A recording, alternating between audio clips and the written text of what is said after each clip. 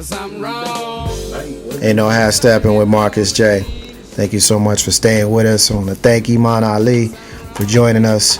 And what the hell, funny stuff, funny guy. Hopefully you guys listening to us will check him out and his show coming up this week in Jersey City.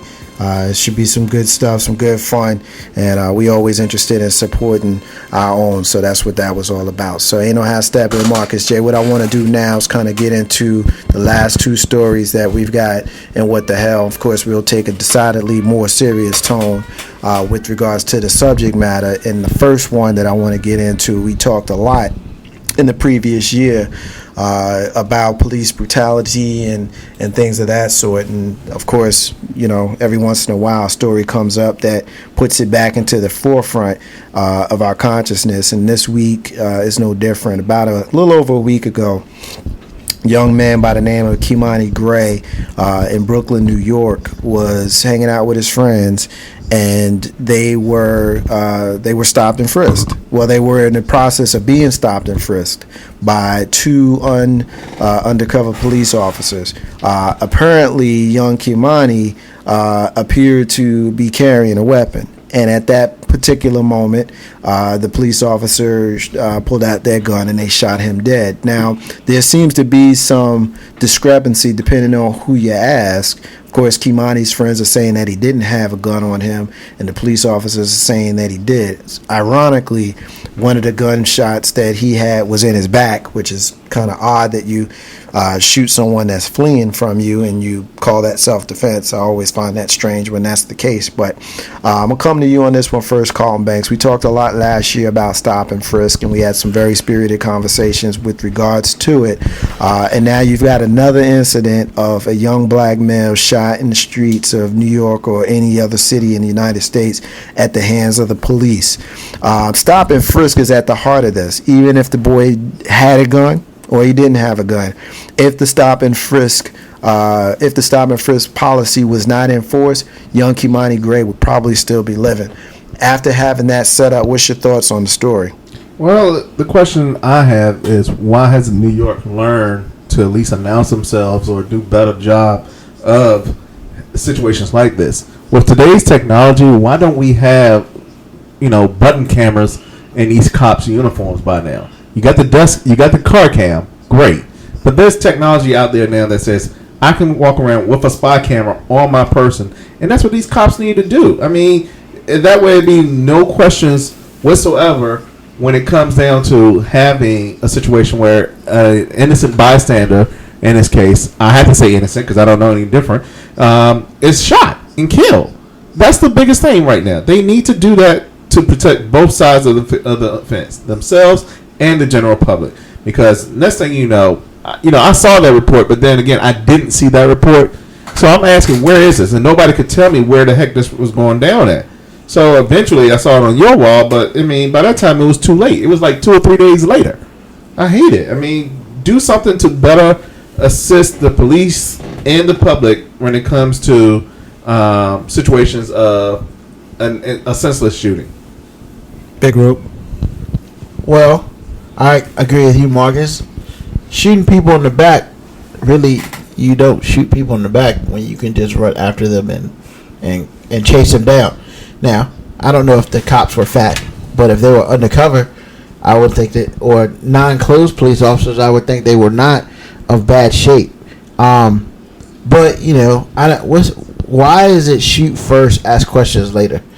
I think, I'm not saying that New York has adopted that theory, but it seems like somebody's adopted that theory, because when you're shooting first and asking questions later, always you look like an idiot.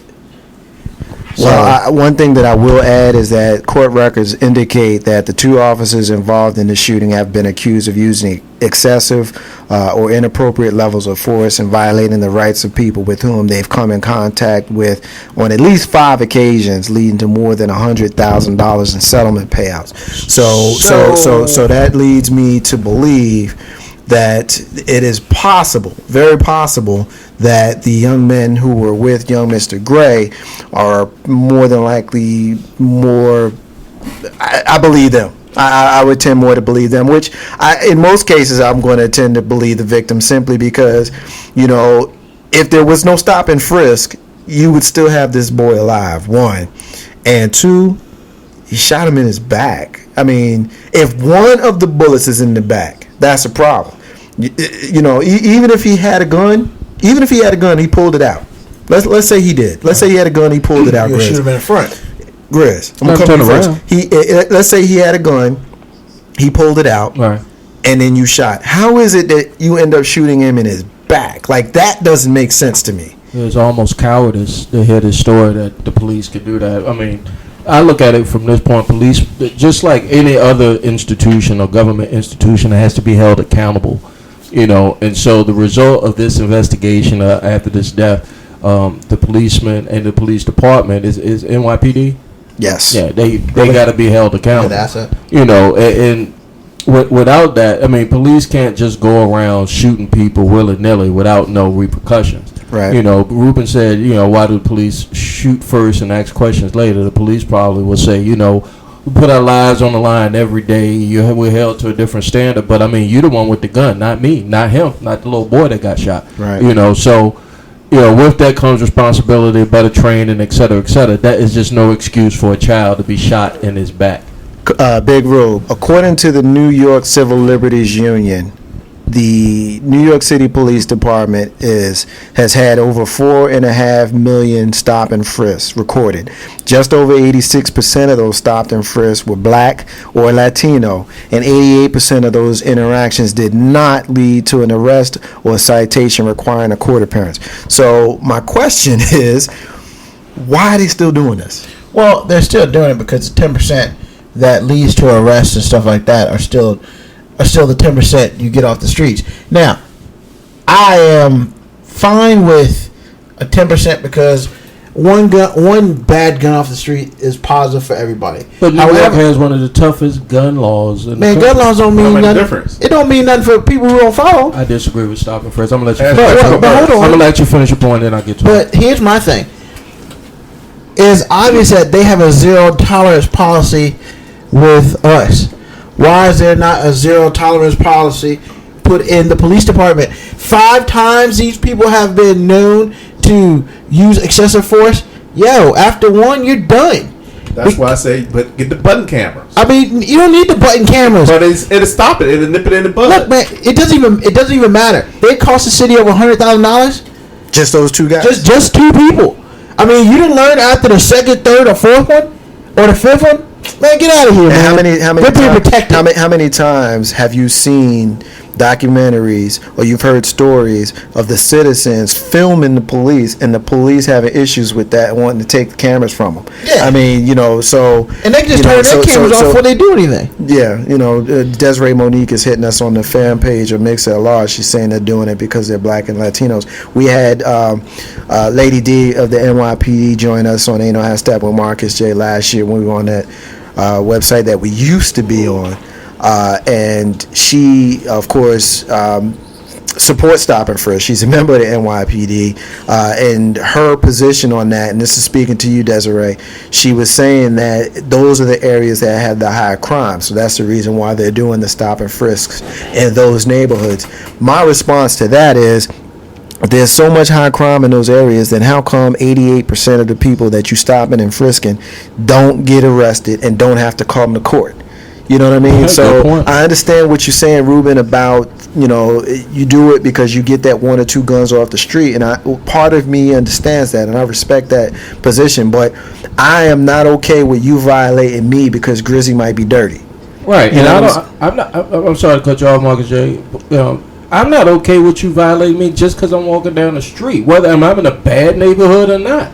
You can't just stop. I think, and I don't know who has the ACLU or anybody else has challenged to stop and frisk in New York, but They've been working on it. yeah, I don't think, and I've lived in New York, and I haven't experienced it, but I've seen it. Right. You know, and this is where I lived at was a pretty decent area of Brooklyn. Well, see, and they were doing that. A lot of it has to do with Mayor Bloomberg. He's the one who started it. He also keep in mind, Giuliani started to. He had something to do a little bit. But it's blossomed during Bloomberg. This is the same guy that wants to ban soft drinks. He wants to ban smoking in the street. You can't smoke in public. You can't be seen smoking, and which I disagree with. I think if you're outside, you should be fine. Even though I hate smoking, I think it's nasty. And the new thing is, he wants to have you not even sell cigarettes in public view. He don't even want you to see the cigarettes in the store. Never mind the fact they're obnoxiously taxed. So I say all that to say is a lot of it has to do with the totalitarian type of leadership that Mayor Bloomberg seems to have, where he is the man and everything that he can kind of conceptualize in his head, he wants it to be that way. And if it's in his mind, black people and Latinos are the only ones committing crimes, so let's go have a police state in their neighborhood, Big Rube, and we think that you may look like you dirty, then we're going to pull you over. It's just like what they're doing in Arizona, telling you to run your pockets for your papers. I mean, to me, I don't see that much of a difference. You might look, yeah, exactly, or Yonkers. Yeah. You might look Latino in Arizona, so let me see if you're documented or not. How crazy is that? It's the same as stop and frisk to me. Right. I just have a fundamental problem with that. And I mean, Bloomberg and his whole political point of view would say that it's all of those things are to help control crime and to help control healthcare costs and all of that. But you got to put it. If I lived in New York, or if I had an assemblyman or a councilwoman or a council person, I'd be like, take it to the people. Lord, let a referendum on it.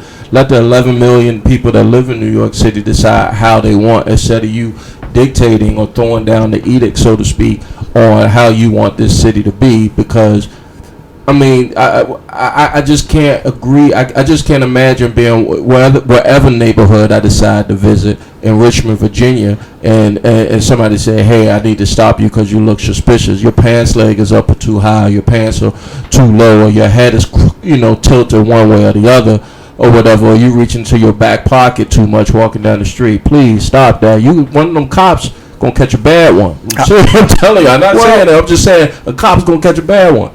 Well, I'm not. I guess I should put it this way. Whether I am not completely for the stop and frisk, I understand why it's there. However, I mean, there's a clear way to get some of this stopped. Mayor Bloomberg just isn't mayor anymore. Well, his term limit is up. They redid 2 terms for him, so he's out after this. But the one that's running behind him in New York is a disciple of him. She's a Democrat, but she got the support, the endorsement of him. So this may continue. But see, that's what I'm saying. You sit here and you're completing the same cycle. What, she's running unopposed? I mean, what? She's got opponents. I mean, but that's what I'm saying, man. If those people, if certain people feel the way they feel, why can't you get your own person up there and run? Hakeem is hitting us up on the MixLR page. 10% rate is unacceptable. Is acceptable. It sounds like inefficient use of resources. To reiterate his point, that's crazy. A 10% rate is acceptable. That sounds like an inefficient use of resources to me. I'm not one to violate civil liberties for the purposes of catching a few bad guys. Like I can't justify violating good people because I might catch a couple of bad ones. That's just not cool to me. And that to me is the essence of what stop and frisk is, especially, again, 88% of these people is cool. You know what I mean? And it'd be one thing if it was 88% and it was balanced. But it's not 88% imbalanced. I'm sure that they have some sort of crimes in some of these other neighborhoods. They can go and stop and frisk those people, but it's not happening. And just think of what sentiments are left behind to the communities where the police are doing that with. I mean, to put it on a bigger scale, do you think if you were to drop me right now in the middle of Baghdad, that I would be looked upon, or anywhere in the Middle East, and I'd be looked upon in favor after all the bombs and dronings that we do over there? So, I'm saying that to say, you got to also think about the backlash and what effect that has with police and community relations in those communities. If you're saying, oh, we're just here to serve and protect everybody, but the ones you're serving and protecting are the ones you are almost, it sounds harassing to me. That's harassment to me, and I can't see how it's been standing for as long as it has been. Also, I will say, if you're not, you need them. Well, if you're not, also, if they're not doing this everywhere in New York City where he covers, then yeah, there's something definitely wrong with that. No, they're doing the specific areas where it's either be everywhere or nowhere. Right. And if it's everywhere, then it is what it is. But if it's just in certain spots, then that's just a clear violation of all kinds of rights. All kinds of rights. Yeah. And the fact that they have not been able to, the ACLU has not been able to mount a defense to get this stopped, really makes me wonder, are they really trying? Because they're only doing this in certain areas. It should not be difficult to get the information that you need to do that. That's just my personal opinion. But, if they're still trying to fight this, quote unquote, fight this, then maybe they're not trying hard enough, and maybe there's a reason why they're not trying hard enough. No, they're not trying hard enough because of the industrial complex with regards to the prisons. They trying to fill them up. They trying to tell you, they know, well, I shouldn't say they know, but they got it forecasted out 20 years how many people they're going to have in these jails, and the stop and frisk is part of it. It's part of it. They need to figure out a way to get these people in the jail. And they figure that a few of those people, if that 12% that they do get that's dirty, they'll take it any way that they can get it. There's an email that's floating around right now, and I don't know how true it is. It kind of reminds me of the Willie Lynch letter, which we know was a fabrication, but it came from a place of real, where they're talking about this secret meeting that happened in 1991 of all these hip-hop executives, where someone came in, and I won't get into the long story, but the short version was these people came together and they said they wanted to change the tenor of hip hop. They wanted to make it from the fun, party, inclusive, politically sound vibe of the Public Enemies, Kwame's, and KRS-Ones to change it up. You put Kwame in there. I put Kwame in there because of the polka dots and the fun. But, when they wanted to change it up and have it to be more dominant with groups like NWA and Wu-Tang and a little bit more of a rougher edge, and they figured that they would market these types of images to the kids. Because they will go out and do these things and violate the law and end up in jail themselves. Now, again, as I read the letter, it sounded to me a lot like the Willie Lynch letter. So who knows if it's true or not? But the point is that there is some thought there, and there's some people who think that is legitimate. And if it is, stop and frisk is consistent. Because if you figure 20 years ago, they're trying to train the mind of kids. Instead of them being rebellious in the sense of, the Black Panther type of rebellious, to have them be rebellious more in the Bumpy Johnson vein, more gangster style. We could put you in jail for that. Whereas in 2013, I don't know, I could put you in jail for being Black Panther. I can probably, I can COINTELPRO you, you know what I'm saying? But I ain't gonna put you in jail for it. I want to do one more what the hell, but before I do that, I want to get a couple of comments on the Facebook page. I hope you guys aren't upset with me. I haven't meant to neglect you, but S.Y. Butler's dropping by to say hello. She thinks you gross, Grizz, for the good Bush comment, which I agree with her. That was a little bit gross. I would not only bust up the teacher, but you as my son. She also says that DJ Cool would be good as JJ. Kind of look alike, just don't think he's tall enough. And Hakeem hit us there when Iman said that steal from Juice. He thought that was pretty funny. He would like to see Zoe Saldana as Thelma. I think that'd be awesome. Zoe Saldana as Thelma. Ain't no half stepping with Marcus J. Now, the last story that I want to get into, a lot of times when we have these what the hells, they're usually either funny like we did with Iman earlier, or they're politically tinged like we just got finished doing, or they just kind of make you bug out like Sweet Brown. But very rarely, and I'm guilty of this like they are on the news, very rarely do we take the time to highlight something very, very positive.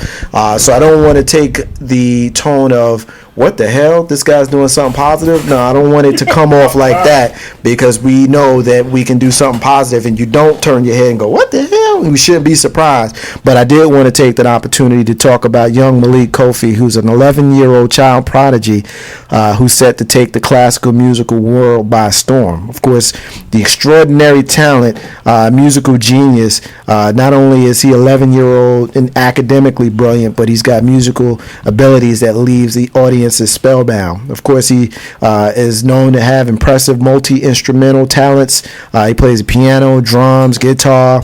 His passion is for the cello.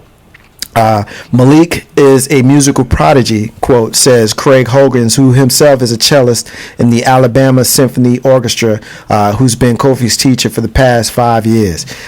So let's talk about this. This kid comes from a working class family in Birmingham, Alabama, and it's a testimony to the excellence against all odds. Grizzy, I'm going to come to you first on this one. Child prodigy, a musical child prodigy who's also excellent academically. That makes me very happy and very proud. Young Malik, what you got, bro? Very happy to hear that, especially, and this might be news to you all, but not to Carlton, but Jay Grizzy used to play in the orchestra when he was probably her age. I played violin, first chair, by the way. So, it's always good, especially since good to hear stories like this, especially since they're cutting music out of a lot of, well, at least what I hear, they're cutting music out of a lot of school programs right now. So, apparently she's got a good teacher. She's going to a symphony, right? It's a young man, Malik Kofi. I saw the picture. He's got long locks. He's got long locks. But he's going to be. He's part of the Alabama Symphony. And Alabama got a symphony. Yeah. Alabama Symphony Orchestra. And of course, he's a product. As I'm reading the article, he's a product of a teenage mom. Right. His maternal grandmother also helped raise him on her own since he was an infant. So, you hear a lot of these stories that talk about, Carlton Banks, how your upbringing has a lot to do with how you do. This is a boy who it was a single parent. His mother and father apparently were unable to raise him. He's being raised by his grandmother, and he's turning out about as good as a kid can. At 11 years old, he's a musical genius and great academically. When you hear the stereotype of kids who come from this background, working class family in Birmingham, Alabama, very easily he could have fallen upon the wayside, but he did not. What are your thoughts when you hear about something like this? I'm glad to hear it. Personally, it's a credit to his rearage, that being grandma had him and she took him under her wing. I hope his parents are still involved, such that he doesn't become, hey, can you give me $1 when I make it big type thing later on down the line. Very proud of the young man, and I'm happy to hear about it. You don't hear about very many young black anything doing well and then getting the notoriety that they so well deserve. So I'm very proud of the young man. Part of the story says that his grandmother is a 59-year-old divorced mom of 4 who never finished college. She made the decision to homeschool her children as well as young Kofi. She is a vegan, which she can't explain why he's so bright, but she's convinced that the fact that he's got a strict diet and a strict schedule has something to do with the big room. When you hear this story, what's your thoughts, man? Make you want to play the violin, dog? Not at all. Oh, it's great. However, it's very good to hear some positivity in this world, because there's a whole lot of negativity going on. As a young child at one time, I was not gifted with any type of musical background except singing in the church, but anybody can sing in the church. Yeah, anybody. You know what I'm saying? So Are you gifted now? I think it's, I would say something derogatory, but I'm not going to be positive right now. We'll try to be positive in this guy. Natural selection over here. And I think it's good that we finally see some positive. Only if we could see more of the positive at the beginning of the news section instead of at the end when they got 3 minutes left to go and they just throw us the human interest story. Yeah, and what's crazy? I'm somewhat guilty of that as well, because I just did the exact same thing. I asked that with Marcus J. We're going to take our final break of the night. When we come back, we got our rants and we got our closings, and we just might have a special guest who we didn't talk about join us later on. Marcus J and I are stepping back in a minute.